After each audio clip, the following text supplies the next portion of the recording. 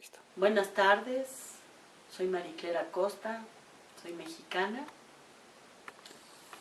pues me dedico desde hace muchos años a la defensa de los derechos humanos y me da mucho gusto estar con ustedes el día de hoy. Y hoy en la tarde quiero hablar sobre la protección internacional de los derechos humanos y cómo esta protección internacional de los derechos humanos se ha establecido en la legislación mexicana y qué tan protegidos están los derechos humanos en México. Bueno, yo quisiera empezar por una definición de lo que son los derechos humanos. Yo diría que los derechos humanos son aquellos derechos que son inherentes a la persona humana. Todos tenemos estos derechos. Todos nacemos con ellos, en cualquier parte del mundo y en cualquier condición. Todos los seres humanos tenemos un conjunto de derechos que son propios de nuestra condición de humanos. Y el reconocimiento y el disfrute de estos derechos humanos son la base para una vida civilizada y pacífica. En otras palabras, podemos entender a los derechos humanos como las condiciones básicas que permiten que las personas puedan vivir con dignidad y en libertad. Los derechos humanos son una herencia común de la humanidad. Son el resultado de muchos siglos, de muchas luchas, de muchas reivindicaciones realizadas por personas, individual o colectivamente, en muchas regiones del mundo. Entonces son como dicen algunos teóricos de los derechos humanos, el lenguaje común del hombre en un sentido genérico. Es decir, precisamente como son inherentes a los seres humanos, en todas partes del mundo y en todas las épocas históricas, los hombres y las mujeres han luchado por obtener el reconocimiento de sus derechos. Y la síntesis de todo esto es lo que hoy llamamos los derechos humanos.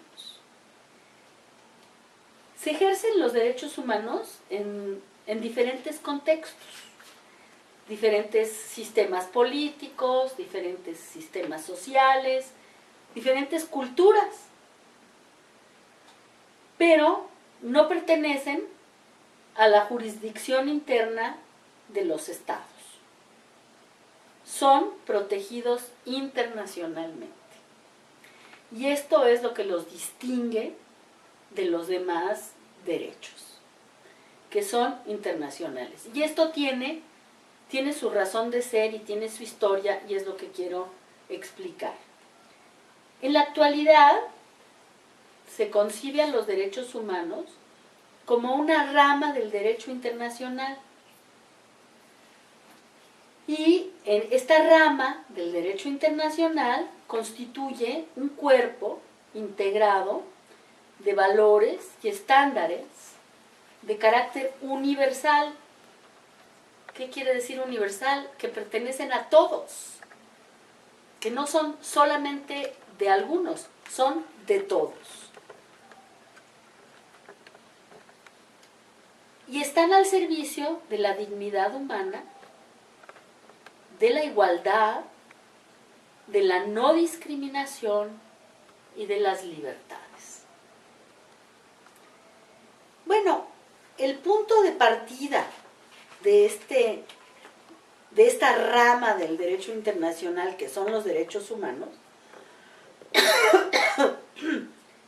es el reconocimiento de que las personas humanas son sujetos de derecho internacional, con derechos y obligaciones.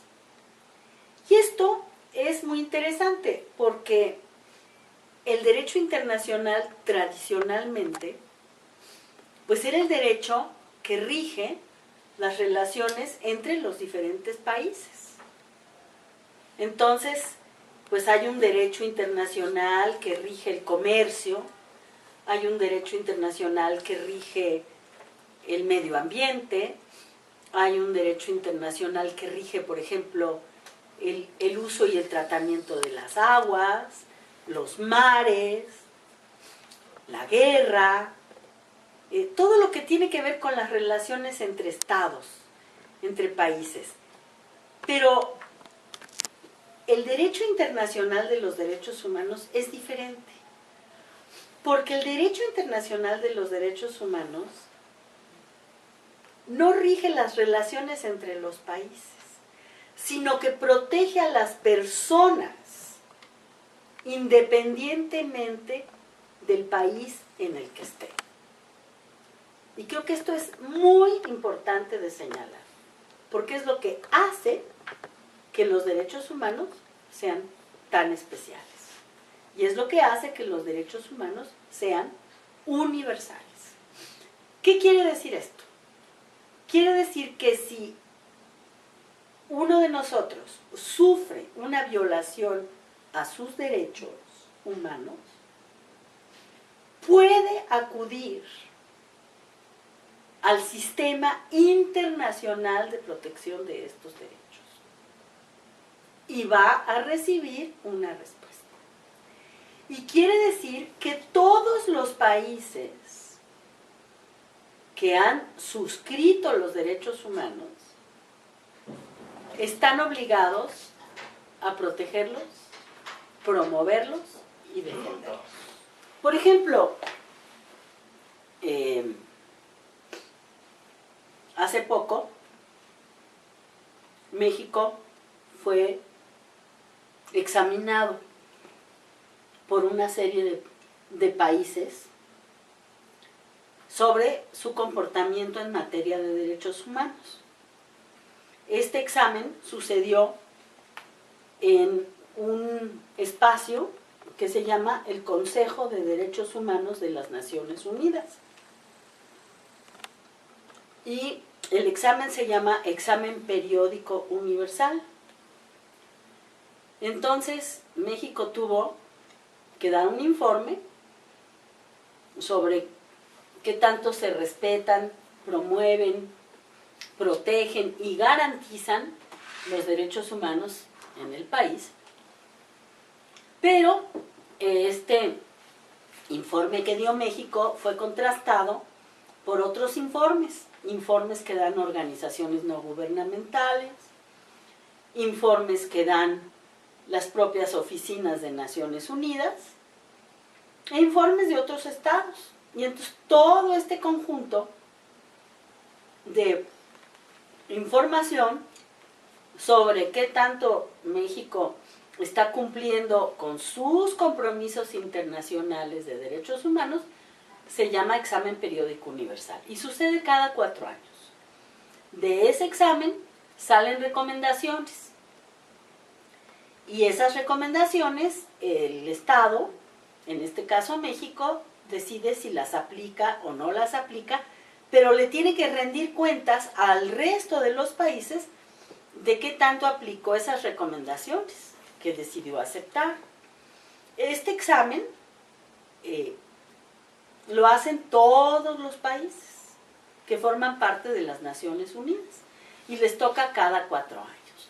Esto es un ejemplo de cómo el derecho internacional de los derechos humanos funciona y de cómo el respeto o no de los derechos humanos de las personas es de la incumbencia de todos los países. Y esto es muy distinto de cómo funcionaba el derecho internacional anteriormente.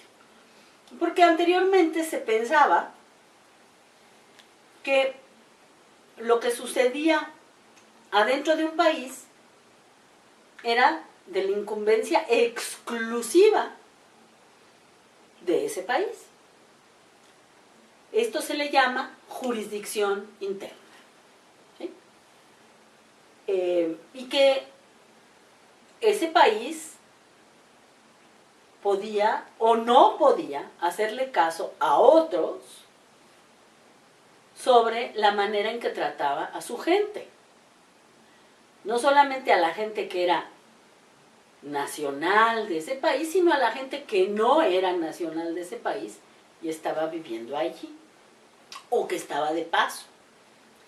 Pero justamente cuando surge el concepto de los derechos humanos, esto cambia. Y en todo lo demás, los países pueden tener jurisdicción interna. Pero en materia de cómo tratan a las personas y cómo se respetan y protegen los derechos humanos de las personas, en esa materia los estados no pueden alegar jurisdicción interna.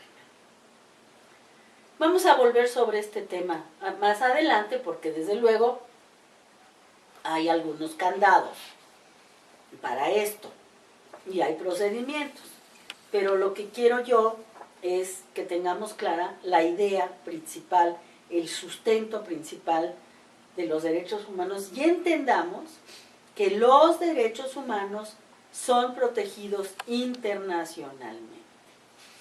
Bueno,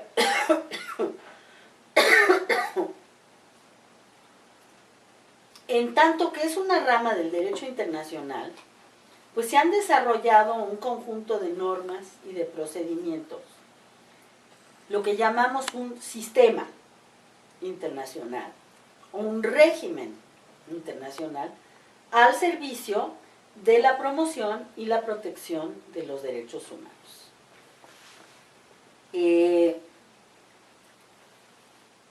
Porque hay que entender que no solamente los derechos humanos están encarnados en una serie de procedimientos y leyes y normas internacionales, pero también existe un movimiento social muy importante y muy vigoroso,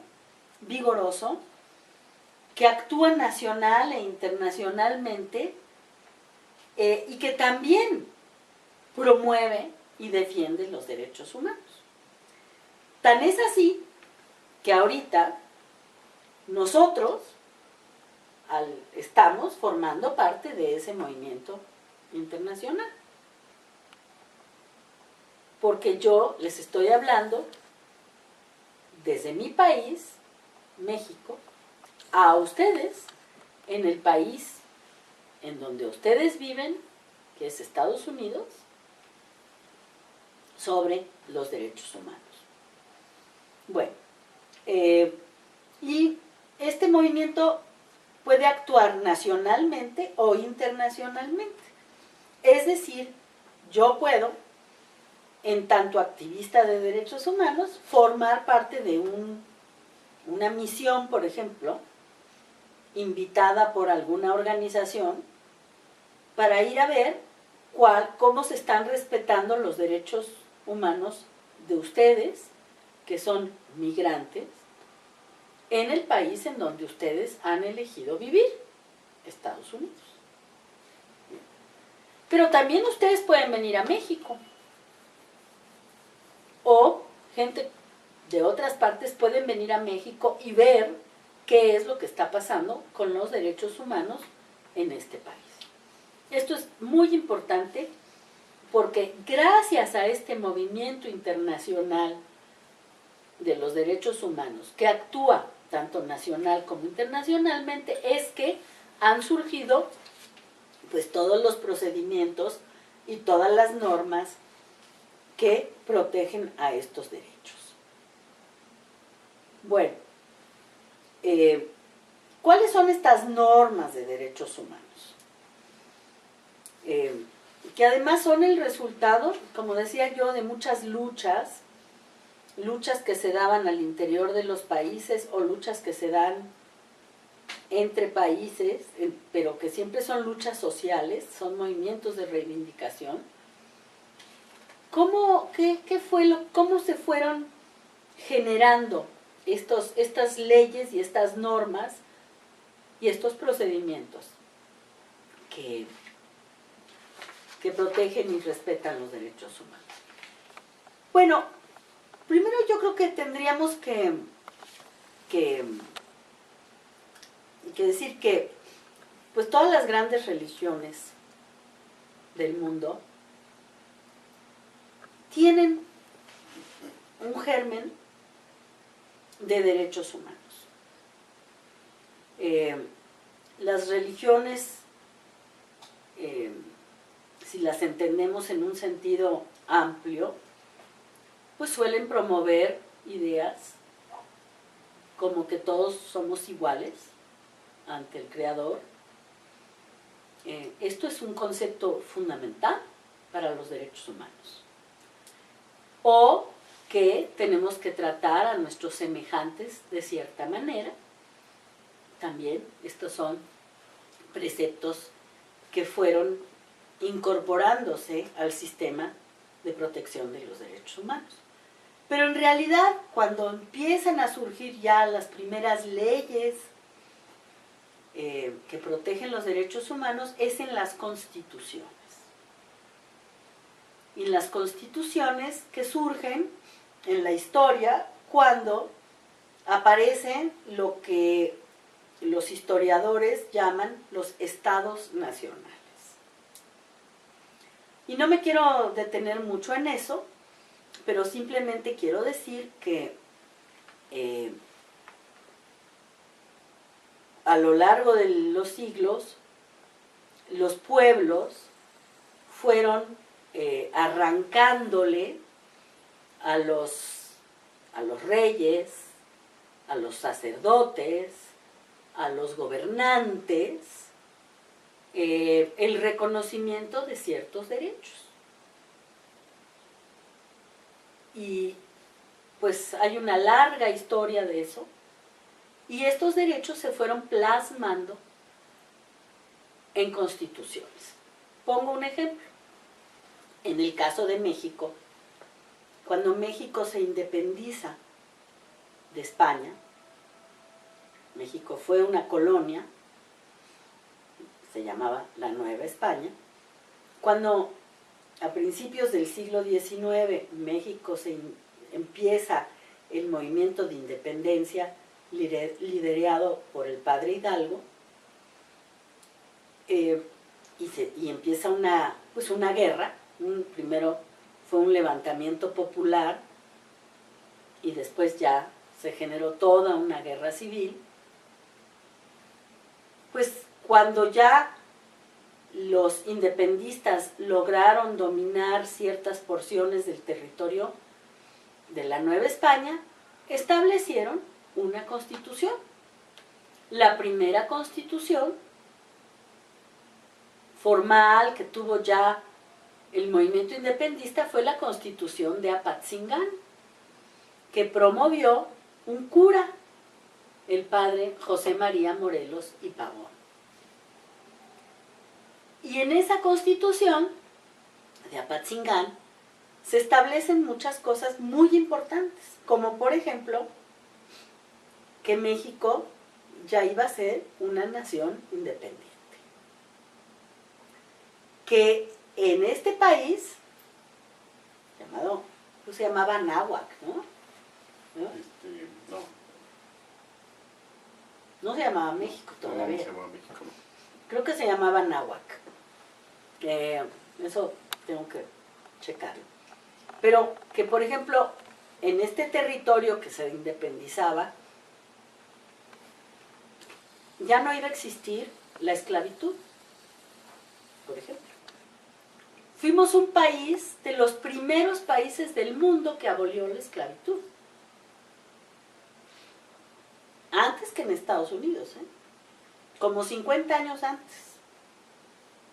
Más aún, mucha gente huyó de los Estados Unidos, sobre todo muchos afrodescendientes, se vinieron a refugiar a México, huyendo de la esclavitud. acabo de saber de una comunidad de afrodescendientes que viven en Coahuila y que llegaron a México a mediados del siglo XIX huyendo de la esclavitud en Alabama. Entonces, son cosas que no se saben comúnmente, pero que son muy importantes de tener en cuenta. Entonces, en la Constitución de Apatzingán se abolió la esclavitud, se abolió la tortura, se promovió como precepto constitucional que tenía que haber leyes que igualaran a los ricos con los pobres, o a los pobres más bien con los ricos, en fin, una serie de normas que protegían derechos básicos, derechos inherentes a las personas. Bueno, la Constitución de Apatzingán no se pudo aplicar demasiado porque estábamos en medio de una guerra, pero estas ideas sí quedaron plasmadas en la Constitución. En la Constitución de 1824, cuando finalmente México logró independizarse y ganó la guerra de independencia. Bueno, pactó con España la independencia. Entonces, así como en México la Constitución reconoció ciertos derechos que eran reivindicaciones de la gente, sucedió lo mismo en otras partes del mundo. Quizá las dos constituciones más famosas en este sentido pues son la Constitución francesa, que se dio después de la Revolución Francesa en 1789, y la Constitución de los Estados Unidos, cuando Estados Unidos se independiza, tiene su guerra de independencia y se independiza de Inglaterra en 1776. Y ahí se establecen también ciertos derechos. Ciertos derechos que se llaman, en el caso de Francia, los derechos del hombre y del ciudadano. Y bueno, pues es el derecho a votar, a elegir a sus gobernantes, el derecho a profesar la religión que se quería, el derecho a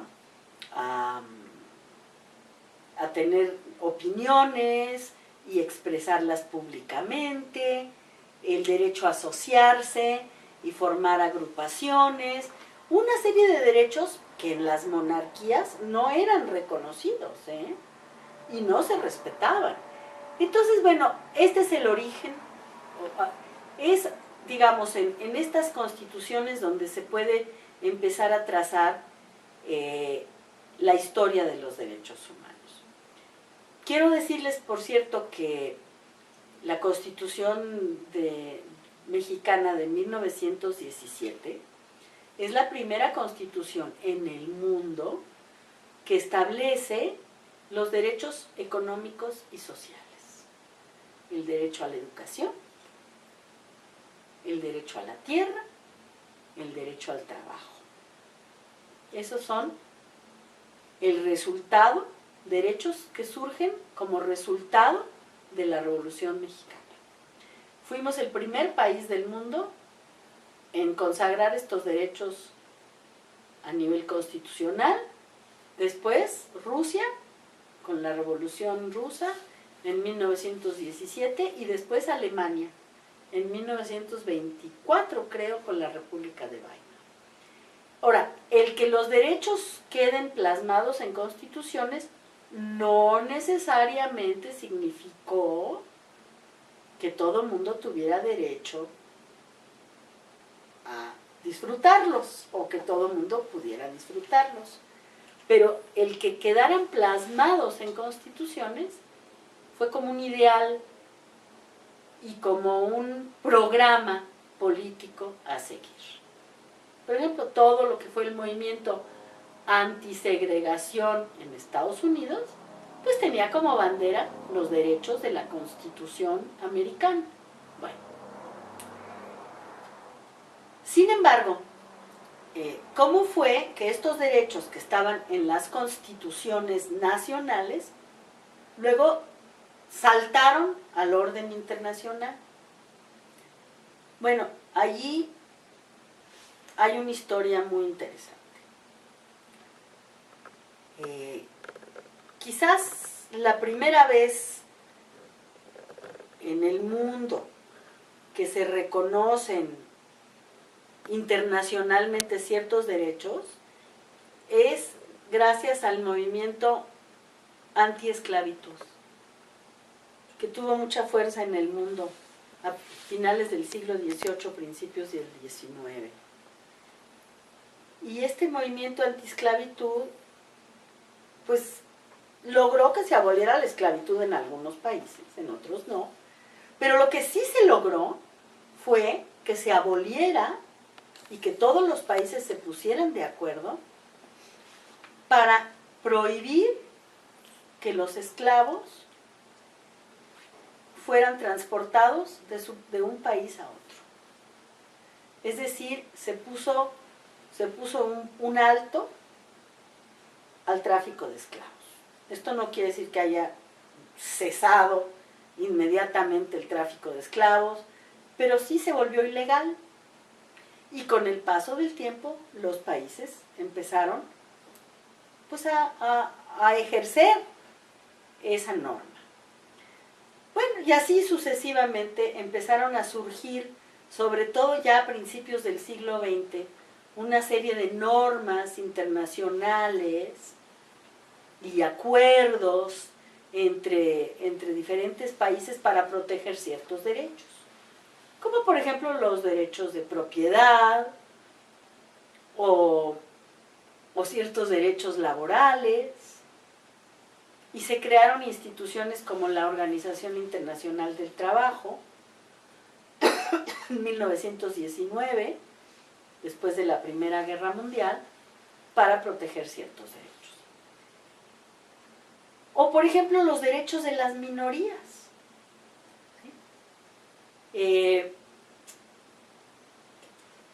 A principios del siglo XX, los grandes imperios que había en Europa y en Asia se fragmentaron, se hicieron pedazos. Entonces, pues mucha gente tuvo que salir huyendo porque hubo mucha guerra, hubo mucha persecución, hubo mucha barbarie y muchos ajustes de cuentas, como suele suceder. Y entonces, pues muchas minorías fueron perseguidas.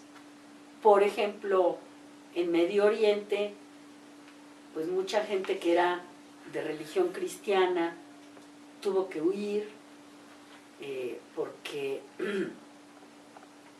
empezaron a ser perseguidos por sectas de otras religiones. Muchos vinieron a México, por ejemplo, muchos libaneses que llegaron a México a principios, por ahí de 1920, era gente que venía huyendo de la persecución religiosa, o armenios, o bueno, incluso mucha gente que huyó de México durante la Revolución se fue a Estados Unidos a buscar refugio. Entonces empezaron a surgir reivindicaciones para proteger a estas minorías. Y entonces empezó a surgir en el derecho internacional un derecho que protegía a las minorías. Y entonces que establecía que la gente, aunque fuera parte de una minoría, podía hablar su idioma, podía tener sus creencias, podía mantener su cultura, etc. Ahora, desgraciadamente, y esto es algo que siempre tenemos que recordar, una cosa es que se reconozca un derecho y otra cosa es que se cumpla.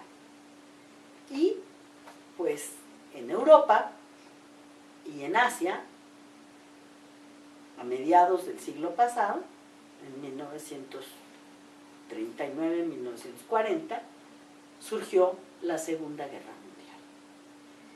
Y la Segunda Guerra Mundial se caracterizó por ser una guerra en donde prevaleció la barbarie.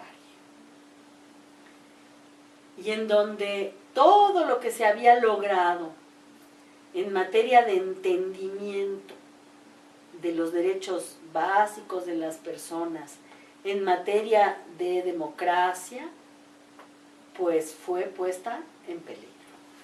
y en muchos países en donde surgieron regímenes totalitarios, como en Alemania,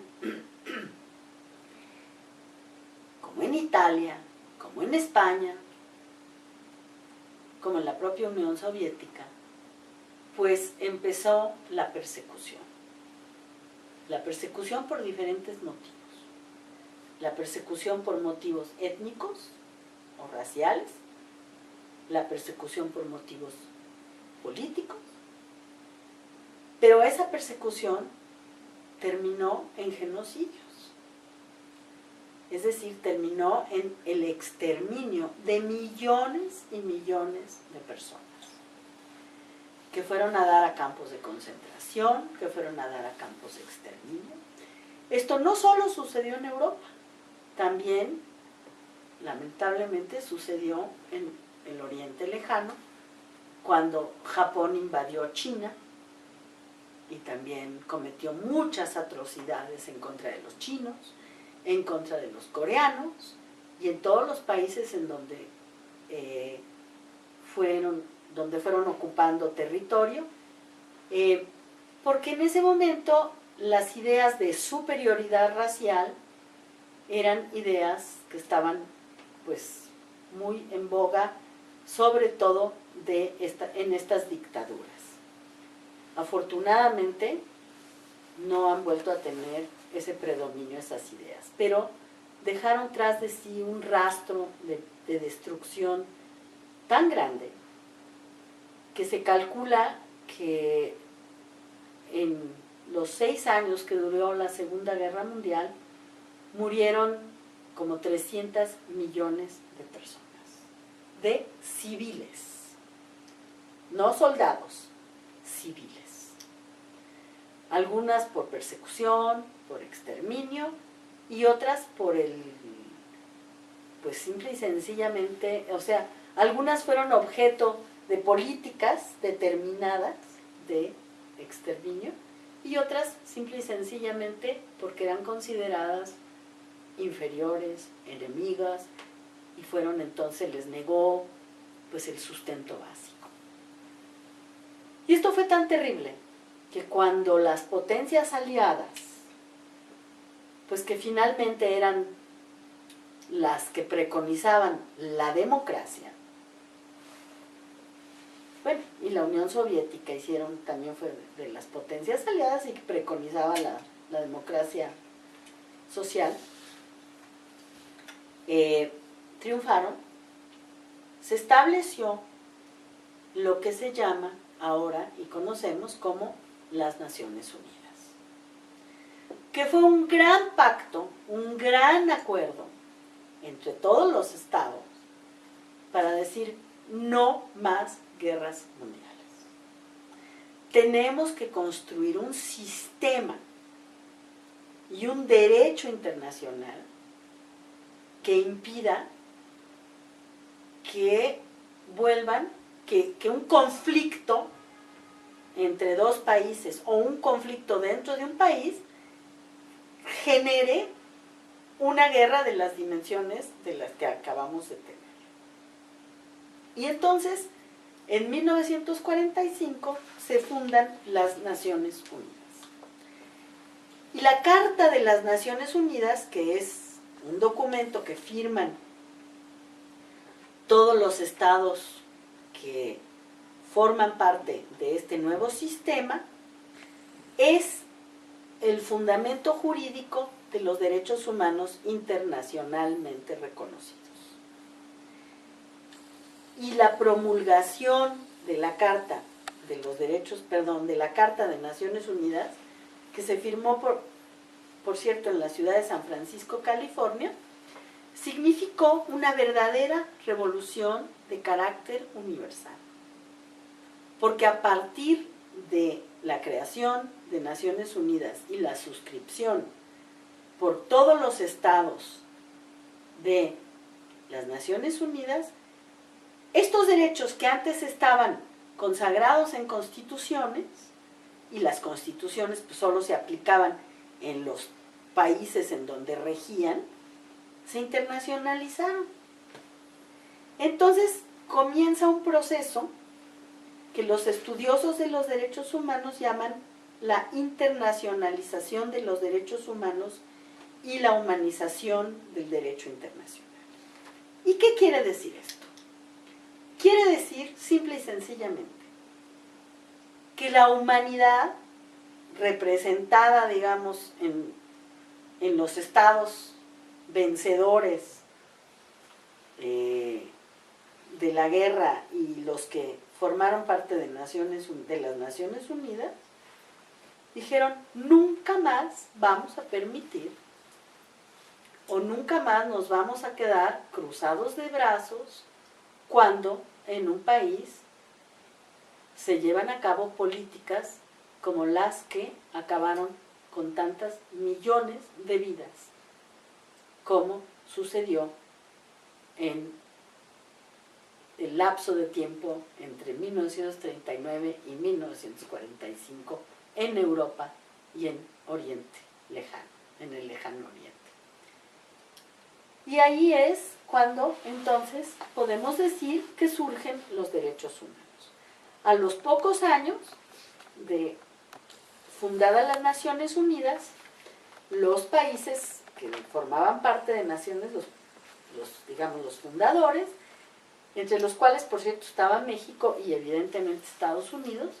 El presidente de los Estados Unidos en esa época, Roosevelt, tuvo mucha injerencia en todo esto.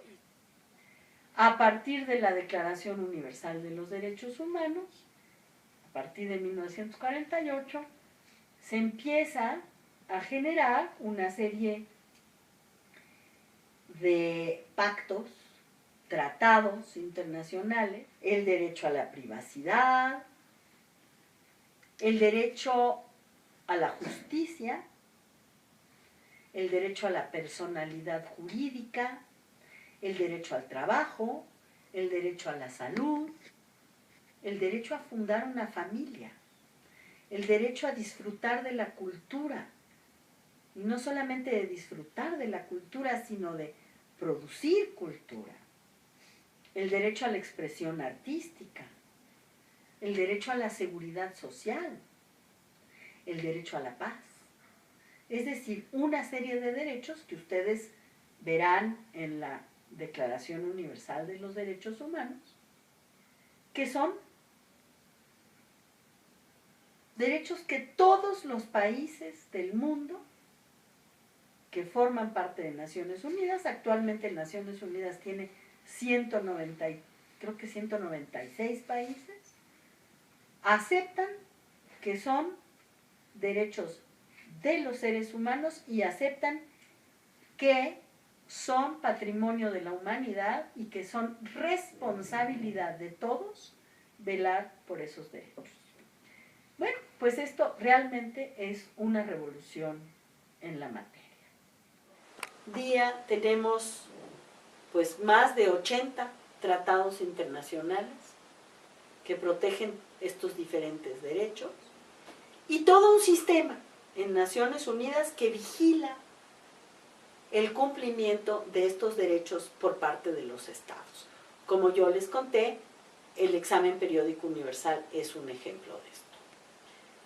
Bueno, ahora, el movimiento de los derechos humanos, pues, es un movimiento universal que presiona, es un movimiento social, que presiona a los estados para que cumplan con estos derechos, porque, pues, a nivel internacional todavía no tenemos una policía que castigue a los estados que violan los derechos, pero hay formas de hacer que cumplan. Por eso el derecho internacional de los derechos humanos se llama en inglés soft law, pero el soft law es eficaz.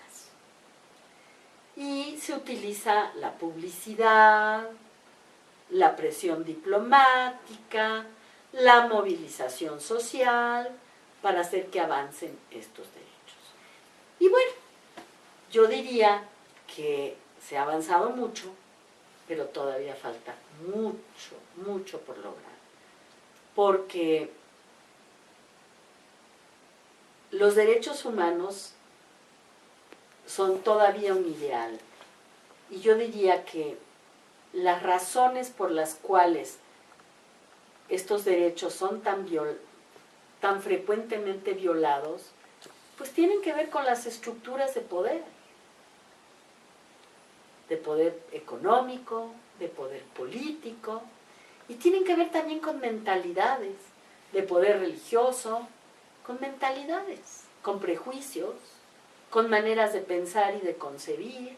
Si nosotros pensamos que las mujeres pues no son iguales que los hombres porque son inferiores, estamos reproduciendo en nuestra mentalidad una violación a los derechos humanos. Si nosotros pensamos que los niños no tienen por qué opinar y que no tienen derechos y que se deben a la autoridad omnímoda de sus padres, pues también estamos reproduciendo conductas que violan derechos humanos. Si nosotros pensamos que la única manera de hacer una investigación sobre un delito es deteniendo a alguien en la calle y torturándolo para que confiese lo que le pongan enfrente, pues estamos también perpetuando prácticas violatorias de derechos humanos, etcétera, etcétera. Entonces, para lograr que los derechos humanos prevalezcan, es muy importante seguir luchando y presionando. Pero la ventaja que tenemos es que ahora tenemos leyes internacionales que los estados están obligados a respetar, ¿sí? Y aliados internacionales que pueden apoyarnos en nuestras reivindicaciones. No solamente se creó en las Naciones Unidas un sistema de protección de derechos humanos, también se crearon lo que se llama sistemas regionales de protección de los derechos humanos. En las Américas tenemos la Organización de Estados Americanos, que surge más o menos al mismo tiempo que las Naciones Unidas, en 1945, y que en su carta, la Carta de la OEA, también establece que los países miembros de la OEA se van a comprometer a respetar, promover, proteger y garantizar los derechos humanos. Y entonces, a nivel de la OEA y a nivel regional, se firma un pacto que se llama el Pacto de San José, porque se firmó en San José de Costa Rica, y se llama también la Convención Americana de Derechos Humanos, que establece, pues, más o menos, los mismos derechos que están en la Declaración Universal y en los pactos de Naciones Unidas, aunque con algunas variantes, pequeñas variantes sobre todo de redacción o pues que tienen que ver más bien con la cultura latinoamericana, pero que son los mismos derechos. Y existe ahora todo un sistema que se llama el Sistema Interamericano de Protección de los Derechos Humanos, y ahí sí tenemos hasta un tribunal, la Corte Interamericana de Derechos Humanos. De manera que cuando nosotros somos víctimas de la violación de algunos de esos derechos que están consagrados en la Convención Americana, podemos mandar una queja, en la jerga se llama petición, a la Comisión Interamericana de Derechos Humanos, que lo examinará, nuestra petición, y le pedirá cuentas a los estados, al Estado, en este caso México, y le dirá, fulana de tal, establece aquí, en esta petición, que se le ha violado X derecho. A ver, Estado mexicano, dame una explicación. Y si la explicación no es satisfactoria, entonces la Comisión Interamericana emite un informe con recomendaciones. Y si ese informe y si las recomendaciones no se cumplen en un plazo de tiempo determinado, ese informe va a la Corte Interamericana de Derechos Humanos. Y la Corte emite una sentencia y esa sentencia es de cumplimiento obligatorio de los estados. Claro, de los estados que han aceptado que la Corte Interamericana los rija. No todos los estados aceptan a la Corte Interamericana. Por ejemplo, Estados Unidos no lo hace. México sí. México aceptó en 1998, apenas en 1998, bueno, la Corte surgió en 1980, la jurisdicción de la Corte. Y recientemente, en el año 2011, México incorporó todos los tratados internacionales de derechos humanos que ha firmado y a los cuales se obligó, finalmente los incorporó en la Constitución.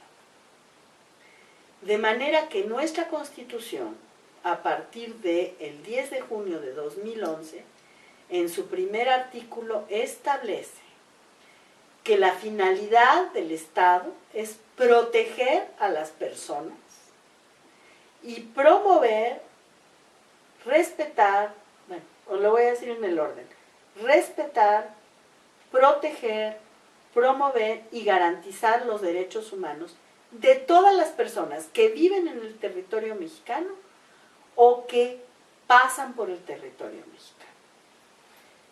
Y la Suprema Corte de Justicia de la Nación, hace poco, aceptó que todas las sentencias de la Corte Interamericana de Derechos Humanos,